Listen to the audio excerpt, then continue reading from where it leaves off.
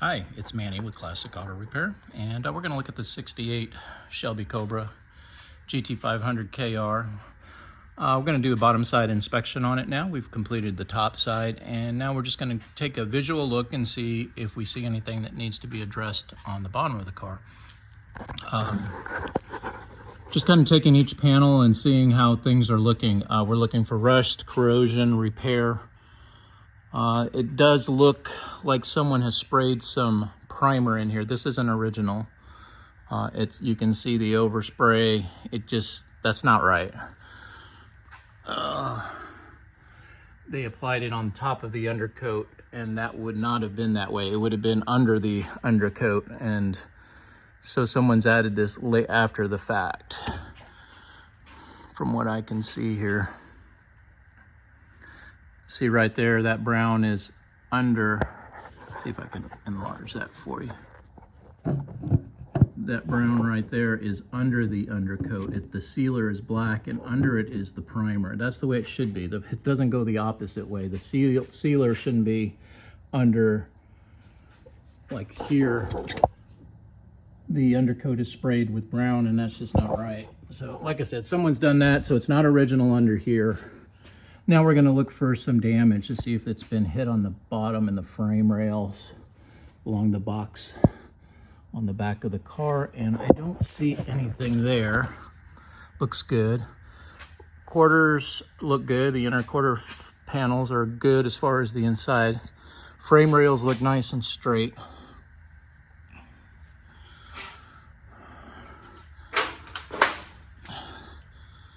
What's going on here? It looks like a piece of wire. All right, got that off of there. A lot of spider webs and stuff, which we can deal with. Sorry about that. All right, so it's got some Coney. It looks like some Coney shocks on there. Yeah, new, but obviously not original. I don't believe these are what came on the car. It's got some markings on it, which are always nice, and you can see the manufacturing white marks on it. These have been added. This doesn't look original. The rear brake line has been replaced, and it looks good there. Wheel cylinders are original, but as I said before, they're leaking. You can see right here where the brake fluid has been puddling, coming from the backing plate in the drum. Real common, and it's going to come back in about a year if the car isn't driven regularly. So keep that in mind. You got to keep miles on these. About every 2 weeks you want to start them and drive them around to keep those seals wet. Otherwise the wheel cylinders will start leaking again. And this one is leaking right there. So you can kind of see that little puddle right there. And that's a sign of wheel cylinders starting to either in the past or are doing it presently, and I'll know more once I take the wheels off the car and get inside of the brake drums. But it does look like someone's done some work back here. I can see the parts are fresh. It's got a new vent hose for the axle. That's good. It looks good. Let's see on the other side of the rear end, we got the flex hose for brakes is brand new. That's good. They will probably knock it for not being originally labeled here. That's not what it came with. That's 07 of 12. That's 7th month of the 2012 when that hose was built. Okay, so U-joints look like they're in good condition. Drive shaft, it's got some oxidation on it, rust pits, but looks to be original and in good condition. Small leak out of, again, transmission housing at the rear housing is going to leak because they just set, and the transmission fluid is very thin, so it seeps out, and that's what you have here, a little puddle from the rear main. You can fix them, but they'll come right back. So we tend not to offer it here at Classic Auto Repair because we want our customers not to have a problem reappear over and over again because of bad engineering or how the car or vehicle has been driven. If it's not driven every 2 weeks, we can't guarantee it. Okay, so let's continue on. Rear end is looking in good shape. I don't see problems there. Leaf springs look good and original. They do make a specific bands and everything for this, but as you can see, it's got overspray on it. So all these would have to be detailed and repainted the original finish. Pipes have tape on them and stuff that needs to be addressed. And I'm not sure about this tip here. So again, something I'd have to research to find out how original this is and the clamps that were used here. A lot of this is going to be time consuming because you got to go look up original stuff to say whether or not it's right or not. And I do know a lot of cars, but I'm not familiar to this level on the 68s. Got some corrosion and rusting on the clamps. Again, that's not going to show well. You got some rust coming from the muffler from water getting in it. And yeah, so even though this stuff looks like new, it's still got, you know, some things where a detailer can come in here and clean this up and make it look great again, but it's going to take time and resources to get you there. And you only want to do it when you're ready to sell this thing or put it in auction or a show, because it's just going to corrode again. A lot of these cases like this rust that's showing here. But you can kind of see where they sprayed this primer everywhere, and this shouldn't have paint on it. Like right here, this shouldn't have primer on it. And so I'm not sure what's going on there. It may just, everything may need to be cleaned and re-detailed and done the correct way. Showing some rust pops in the floor pan. So this is kind of a concern right here. These little bubbles are the first signs of rust coming through. So need to get that checked out and see if that's something that can be repaired or if that's bubbles in the surface. It's kind of weird. I've never seen it like this before where it's all bubbly. Maybe that's, you know, I can see something there. Oh, looks like it's just bubbling from the paint. So it's just, when I pop that bubble, it's not rusted underneath that particular thing. So I'm not real sure what's going on there. Let's see, continuing on through the exhaust system, it looks like I said it's been replaced. Not sure on how original it is. I'd have to really do some research on it and find out where the clamps go and make sure the pipes are the right dimension and all that kind of stuff. It looks a little cruddy along certain areas of it, and some of the welding is not great, but can be fixed. Emergency brake cable system is in place. Looks like everything's there and connected. So yeah, I see all the clamps and clips are correct. All the spacers are right there. And then the primary connector looks good. I don't see any issues there. All right, transmission mount, really crusty and rusty. Just again, I think originally they were raw metal, and this is what happens when the car is just set. They get oxidation on them. So someone can come in here, take the part and refinish it and put it back on there for you. Let's see, that might be bigger a job than you really want, because man, some of these are really tough, and you got to take exhaust loose and stuff like that to get to it. So something, again, you want to address this when you're going to get the money back out of it. It's a matter of what level you're going to take this project. The guys that are going to do a full resto, all this is going to come off and be redone. And that's what you get for the $100,000, is you're going to get a complete refinish of all of this rusty and crusty stuff that's all over the exhaust system, suspension. Fix these lower panels so that they're the right finish. As far as the rocker panels and floor pans, I just don't see a lot of heavy rust. I just see these little bubble marks again, which need to be checked, but I think it's just a bad paint. The primer actually bubbled. It's not underneath it, which is kind of weird. Sealer looks okay that went along the panels, and then up in the inner fenders look good over here. Floor pan looks good here. This is normally where they rust, is right along this edge, and it looks clean on both sides. And then along the front of the rockers up here, the floor pans right up here is very common to have rust. The spot welds look good. Doesn't look like it's been patched. I don't see any indications that these panels were cut out and re-welded in. So that's a good sign. That'll score high points. And the rails are straight. They haven't been twisted or drag stripped where they get messed up. That looks like it's in good condition as well.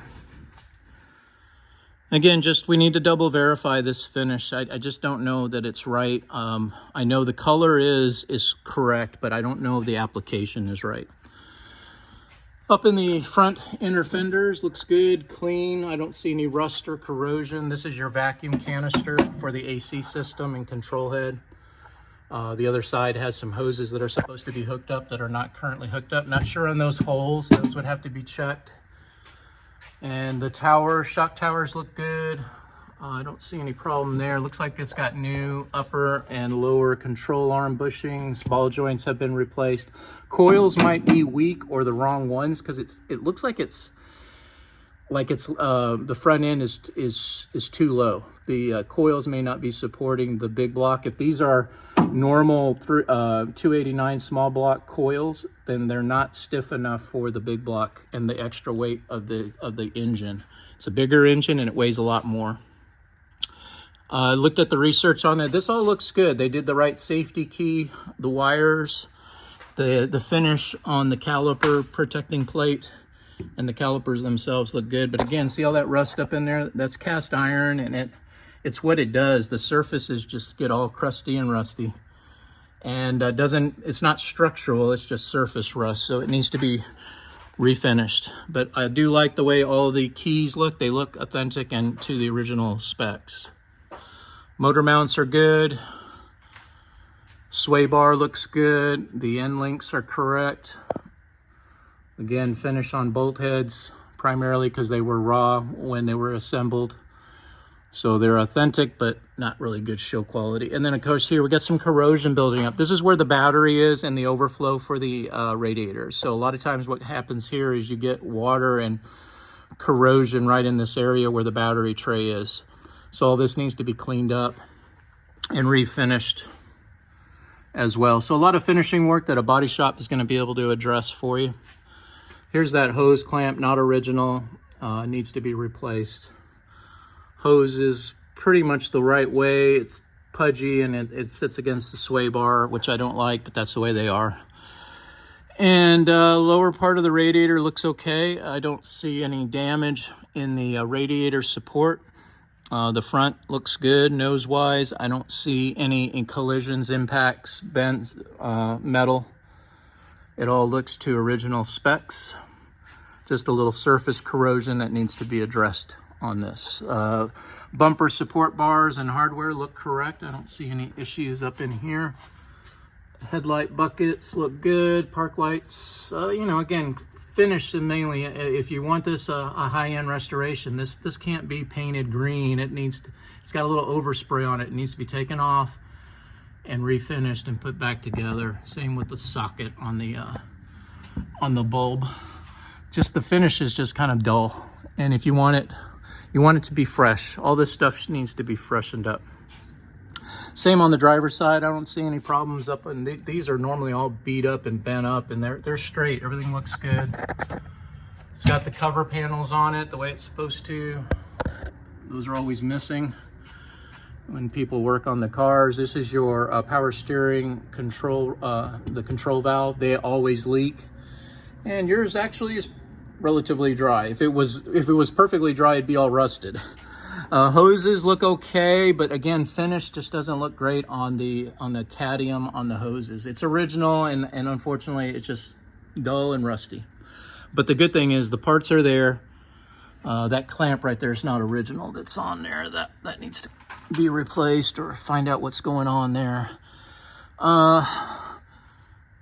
Again, that right there might be a little brake fluid. I'd have to check it either from bleeding or it's leaking. I'll have to check the brakes on that one for you on the front left.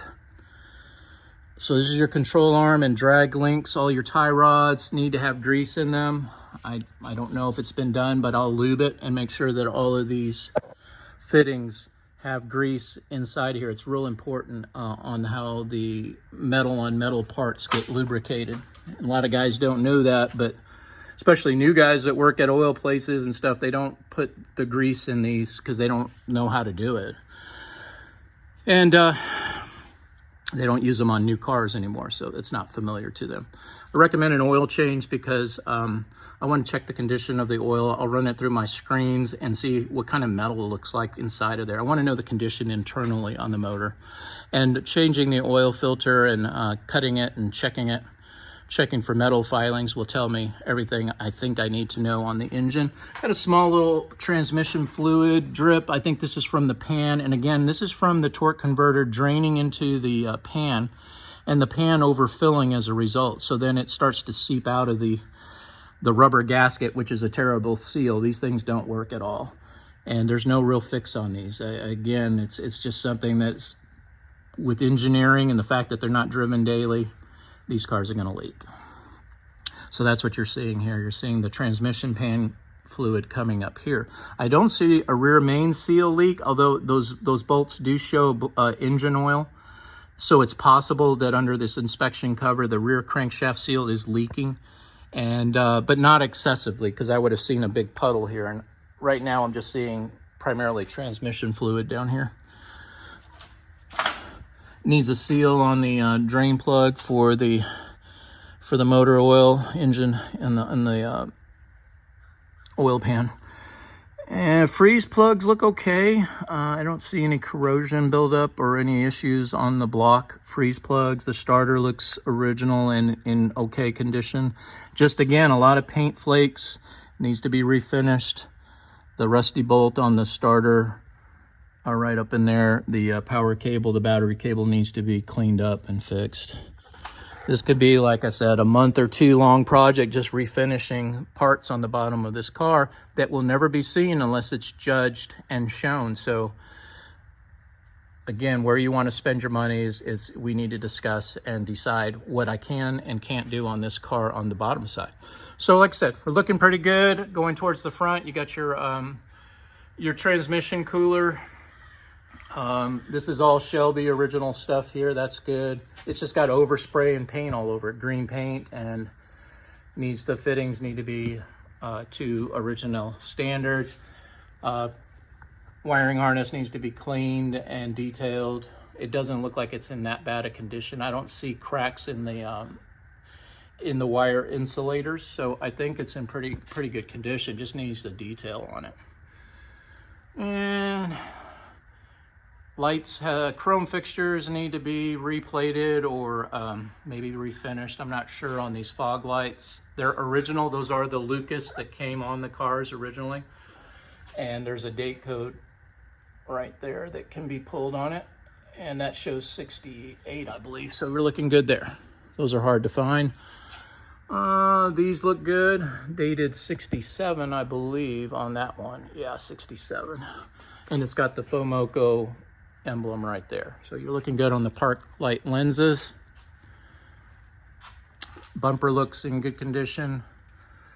Just needs to be polished and waxed, and that bumper will clean up just fine. Trim looks okay on the fenders, don't have an issue. Rocker panels look good. Of course, whatever color you go with, you'll have your decals and emblems installed when you're ready. Rocker panels look good. They're not all beat up or dented or scratched. They look like they've been replaced.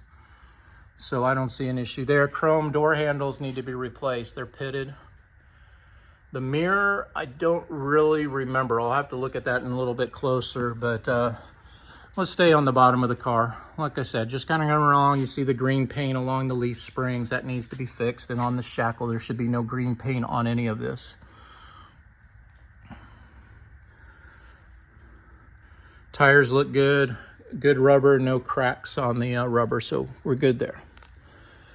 Rear license plate light wasn't working, so I need to, again, if approved, I'll get up in there, find out if that bulb or a wire connection or ground is causing some problems up there. Get that fixed. And you can kind of see where this needs to be waxed. You can start to see the initial condensation drips that create rust. So this needs to be finished. Not finished, I'm sorry. It needs to be run with some steel wool and wax to clean this back up to original finish so that it looks good. And like I said, here's a bolt that needs to be repainted black. I think they were black or cadmium. I can't remember. I'll have to look. But that's not good. Rear reverse lights are original Fomocos. and should see us. See, that one says 64. And that one is also a 64. So they may have produced them in 64, used them for several years. Again, something that has to be researched for authenticity. A lot of time can be spent making sure everything is accurate and correct and dated correctly. There's a lot of research, but that's why these cars bring the money they do, is because people have put the time into them to keep them authentic and preserve the originality of the vehicle. All right, well, this is kind of my first inspection on the bottom side. I pointed out some things that need to be addressed, and I'll get back with you and we can talk about this further. Thanks for watching. It's Manny with Classic Auto Repair.